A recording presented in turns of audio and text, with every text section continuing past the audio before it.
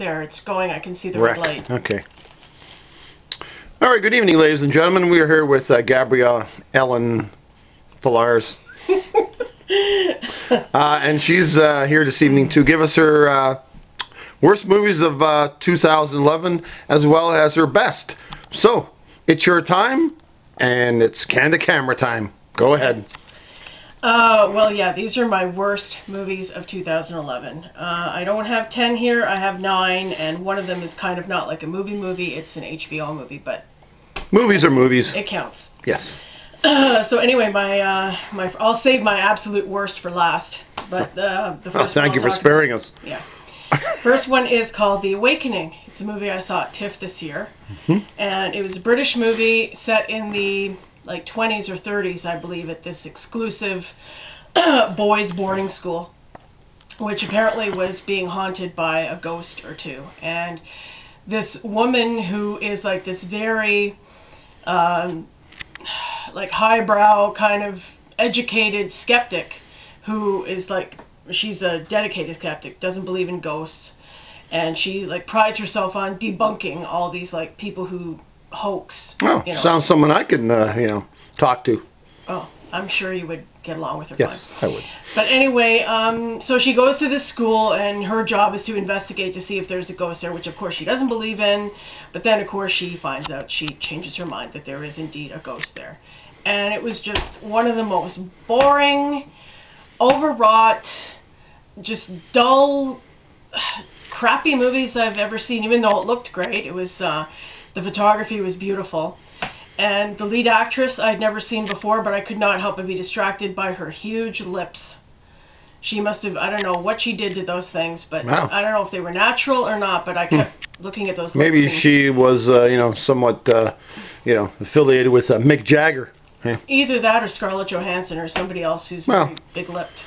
Yeah, we could always get into Scarlett Johansson, but so the movie didn't quite cut the mustard for you. No, it did not. And as usual, one thing that always, seems to be very common is in the TIFF program book, which you get every year, which is like, this thick. It's got like 400 or 500 pages. It's like a big burger. Right, with all these descriptions of these films. They make the films sound like the greatest thing you've ever heard. Since sliced bread. And also, I love horror movies. I love thrillers, I love ghost stories, so I thought this was going to be like beautiful, but unfortunately not. It sucked. So basically what you're trying to say is this movie wasn't very good, and instead of calling it The Awakening, it should have been just calling it the Sleepover. You should have called it The Slumber Party. Slumber Party, I felt like I was falling asleep through the whole thing, and actually I almost left about 2 or 3 times, but I said, you know what, I'm going to give this another chance, and I regretted it because I gave up like 2 hours of my life.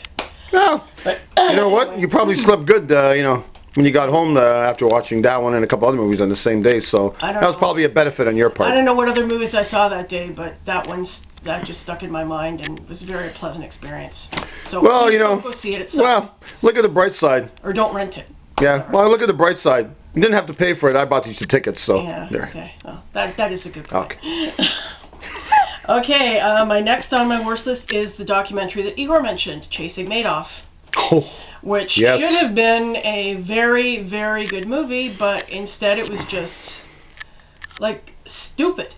Like, I mean, this guy, I don't know who the guy was who caught Madoff and figured out his pyramid scheme or who busted him or whatever, but he's a very intelligent man, obviously, but he was also, like, pretty paranoid. Like, he was talking about the FBI bugging his phone and all this weird stuff. It's a true story, but, I mean, I have sympathy for the guy, but, as a cinematic experience, it kind of failed. I mean, it was like a major story. Like, I mean, who didn't hear about Bernie Madoff and this scam he pulled off and how many millions of dollars he stole from all these people and ruining all these people's lives. I mean, a lot of them weren't even like rich investors. They were just ordinary people, and they got scammed. And it's too bad. It deserves a much better, rendition of the story. Well, maybe they'll change the title from Chasing Madoff to Sleeping Madoff, I don't know. That I have to agree with you. That was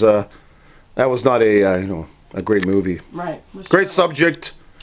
But the movie, sunk into the abyss. Yes, I agree. Next on my list is a movie that Ehor and I saw in New York called Margin Call. And this movie, I have no clue why, but this movie is getting like high praise from so many critics and people, and all I can say, it actually goes hand in hand with the whole Madoff thing, because it's another a movie about a company that was like scamming. I don't know if it was based on the Madoff story or whatever, but it's about this company, bigwig company, that's scamming people, and it's got all its books are crooked and whatever. Well, it seems like you have this, you have, some kind of vendetta against movies about money, because you didn't like Inside Job. No, you didn't like that was. You didn't like Chasing Madoff. Was that this year? Because that should be on my worst list too. No, that was last year. That was one of the most incomprehensible movies I've ever seen. Well, there were just three of them. You got Inside Job that you didn't like, you hated it. You got Chasing Madoff about Bernie Madoff, the movie was bad. Right. And now you're like pouring out your nails on Margin Call, which I have to totally disagree with you. Of those three movies, of Chasing Madoff and of Inside Job and Margin Call is definitely the best of the three. That's not saying much. That was that was made by a first-time director. Yes, I know. J.C. Chandor, for your information. And it sure looked it to me, because it was all over the place. It was totally just all these guys in great suits, great-looking guys in great suits, wandering around, having a smoke on the balcony, talking about, how much do you earn a year? Yeah, because this meltdown was affecting them. Oh, poor them. I care about these people. These are people who are making $100,000 and more a year, and I'm supposed to care about these characters? I don't think so. You don't have to care for them. You just have to care about their money. But, but I will say this: Kevin Spacey was excellent in this movie. Yeah. I like Kevin Spacey a lot. He's a great actor, and he was the only thing about this movie that I liked. Well, yeah, I thought Margin Call was an excellent movie. We differ, but this is what this are all about. So we can banter back and forth. That's correct. That's why we need to have a Fallars and Fallars movie show.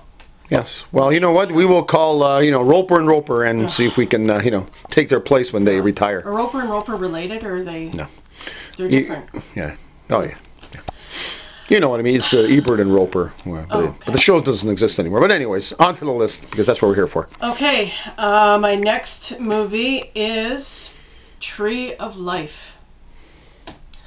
And again, this is one of those movies that's on so many critics' lists. It won the Palme d'Or at Cannes, the Cannes Film Festival. Did it win an award at TIFF? No, it didn't show it at TIFF. They didn't? They didn't show it at TIFF because it opened up in the summer, and TIFF never, never showed it. Well, anyway, I mean, this movie, from all the praise that was being heaped on this movie, I thought, this is going to be a masterpiece. I can't wait to see this. I heard all about this. There's great visuals, and it's this metaphysical movie, and I'm really into that. I thought you liked the all this metaphysical stuff. I love that kind of stuff. But I guess it didn't work. So it was I had to see this. So me and my brother went one afternoon, and I mean, it just didn't do it for me. It was too long. I had reservations, and that's why I didn't go see it, even though you were clamoring for my attendance. Right. But I kept putting it off, and I may still see it down the road. Well, but I will give it points for having this huge scope, for being visually spectacular. I mean, the visuals in this movie are incredible. They're spared no expense, and great expertise. Whoever the director of photography was, all the special effects and everything, but. I just couldn't understand how that all fit in with the story, which is about this ordinary, everyday family in, I think it was the Midwest or somewhere. Midwest. Brad Pitt was in it. He was good in it. I like Jessica Chastain. Jessica Chastain. She was also very good. And they have, I think, three young boys, and it's all about this family, and apparently Brad Pitt was supposed to be this real hard-ass disciplinarian father, which to me he just seemed like a strict father. He wasn't abusive or anything. Well, I guess the best word to describe this movie, because I've seen a lot of critics lists, it would be polarizing. Is either people love it, or they hate it. Absolutely. And you are. Well, I haven't heard too many people say they hate it. Everybody I hear seems to love it and have wet dreams about this movie. Well, I can't understand. Well, you know what? I'd rather have wet dreams about, Jessica Chastain? Well, not Jessica Chastain. Maybe Samantha 30AG. But okay. Anyways. You already have those. Well, I haven't had any for a while, but anyways. Okay. And I have to say, Sean Penn was in this movie, and I have no idea why, because he was in it for a total of maybe, out of a 3 hour some odd movie, it was he was in it for maybe 20 minutes. No, for a And all movie that he was did- like 2.5 All hours. he did was kind of wander around looking cool. He looked very hip and cool. Okay, So well. I'll say that for him. Well, great, But great wardrobe then. But other the than movie that, didn't cut the mustard. it just didn't do it for me. I was Well, and it kind of yeah. reminded me a bit of and I've heard a lot of people compare it to Kubrick's like 2001, which it did. Yeah, have but that's kind science of- fiction. Yeah, but it had kind of like the visuals because they went all the way back to like prehistoric dinosaur times and all this shit. Okay. And then they went into outer space and it was like Well, anyways, the Tree of Life. anyway, Tree of Life. Just no, do us a favor for the new year. Chop it down. Well, you know what? Don't plant any seeds in the backyard so this tree doesn't grow. Yeah. So just move on to maybe we'll see what's left on your list. Okay. Next movie also Ihor mentioned was a movie we saw in New York again called Oranges and Sunshine. Oh, yes. And all I can say is this movie was extremely slow, dull, and boring. Yes, I have to concur. And it was Emily Watson was in it. She played this. It was a true story about a woman who, what was she, a social worker or something? She found out about these boys who they had been taken from their parents and put in some orphanage or Right. something, and I don't know if they were abused. I think they were abused by the priest or whatever at this orphanage. Yeah. And I mean, it was a good. it was like a tragic story, Yeah, but but it was just done in slow. It was and meandering, boring. Yeah, it just didn't I mean, work for me. do yourself a favor and have an orange, but Yeah. don't watch the movie because Yeah, it just no. didn't work.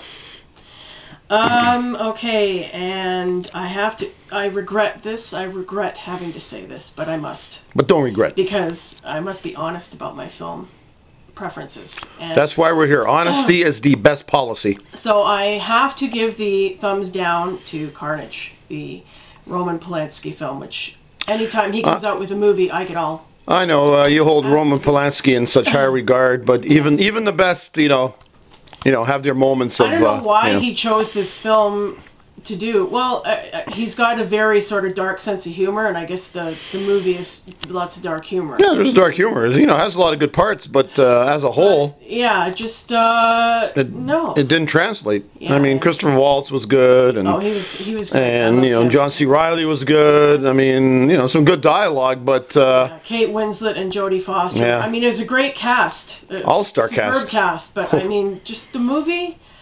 I could not sympathize with these characters. I could have cared less about them. They were just a bunch of,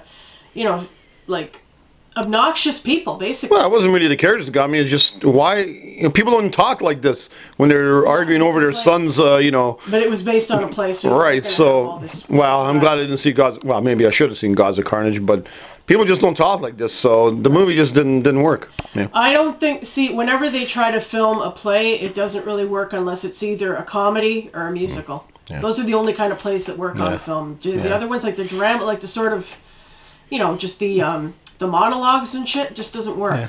It was a noble effort, but it just didn't. It's kind of boring. Roman Polanski is at his best when he does like thrillers and Yes. suspense and stuff. That's really his his top. Yeah. He's He's a master, but this one here, I don't know. He might have just went out of his mind for a while. Mm-hmm. So. My next on my worst list is Paranormal Activity 3. Now, Well, like I said, I'm a huge horror fan, love horror movies, but they have to be good. And there's very few really good horror movies. Most of them are total crap. And this was no exception. Well, you know what they should have called this movie? Abnormal Activity, because I like the first two, actually. I like the first one, and I like the second one. But this one was just like crap. It was just like stupid. Like a lot of the stuff that happened in it, I guess. Well, they're trying to. It was suspenseful at times. They're just trying to capitalize on Obviously, the first two, they're right? already making a number 4, so. Well, get ready because I know you'll probably be there in attendance. But this one was supposed to go back and tell the story of how the two sisters became, I guess, got this ghost or whatever it was attached to them in their childhoods, and it's like a prequel to the Paranormal Activity 1 and 2. And I mean, just the characters, I mean, the parents, the friends, whoever, were just like your typical horror like characters that are just all they want to do is fucking party, smoke up, drink, and So in other words, they should have stopped at the first two and just yeah, and absolutely. not continue with It three. was just terrible. It sucked. Horrible. No. You know what? Don't go see Paranormal Activity 4 because you'll be here next year telling us the same thing. They don't get any better when the numbers go up; they get worse. So if this is any indication, number 4 should be. You don't even want to think about it. Okay, so I'm almost. Have you got any dishonorable mentions? Dishonorable? No, I have honorable mentions, but not dishonorable. Oh, okay. So before I name my number 1 worst movie of the whole year, we're all waiting. I want to mention the movie that I said was an HBO movie, and that was the remake of Mildred Pierce. Oh, the one with on HBO. Was that Kate Winslet? Kate Winslet was in the playing Mildred, and I mention it because Mildred Pierce, the original with Joan Crawford, is one of my favorite movies of all time. It's one of the coolest movies ever. It's a classic Film noir. Yes. And Joan Crawford, what can you say about Joan? She's she plays the bitchiest of bitches. Well, no, she wasn't in this movie. But I mean, most of the characters she plays are real like. But in this one, she played this very like martyr type mother who would do anything for her daughter. Her daughter was the bitch, Vida, right? Now the TV adaptation of this, why they cast Kate Winslet, I have no idea. I guess because she's a big name, maybe.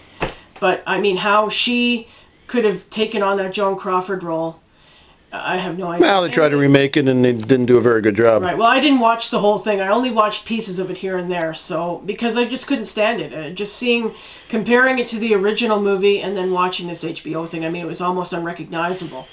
And they changed a few things around in the plot a bit too, like which didn't help. It was just no. It was just. Well, I hope all cinephiles who look at this video will take your critique of this movie to heart and not watch Mildred Pierce. I hope so, because you'd be wasting your time. But you know what? They probably won't listen anyway. Just watch the original and you'll have a good time. That's a lot better.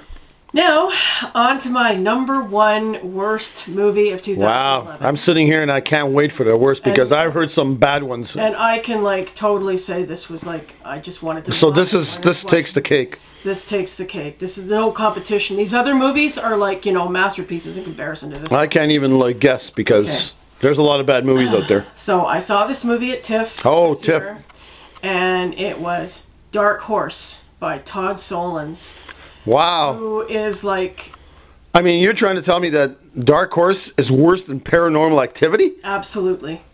Oh. Yes.